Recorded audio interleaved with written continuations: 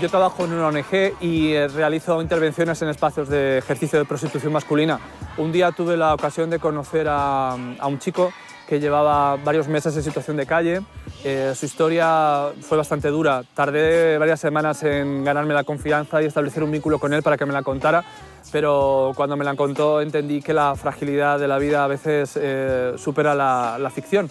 Era una persona que había estado trabajando de forma normalizada en Barcelona y con la crisis económica y una ruptura de pareja bastante traumática viajó a Madrid, donde no encontró trabajo y empezó a dormir en la calle.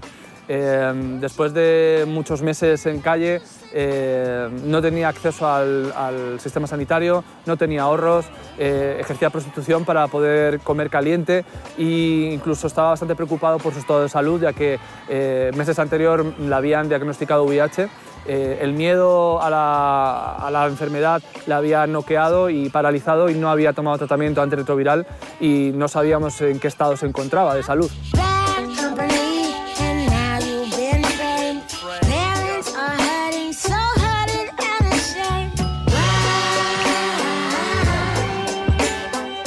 Así que gracias al trabajo que hicimos en la ONG fuimos estableciendo ese vínculo, estrechándolo, dándole una oportunidad para que accediera al sistema sanitario, pudiera saber cómo se encontraba realmente de salud, empezar a tomar tratamiento antirretroviral.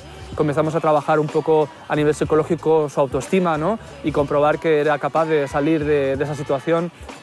Hizo un curso de formación, empezó a trabajar y bueno, actualmente, después de 2 años, se encuentra con un trabajo indefinido, una salud de hierro, confía en sí mismo, se ha dado cuenta que es resiliente, que se ha enfrentado a la adversidad y ha salido fortalecido y tiene una salud de hierro.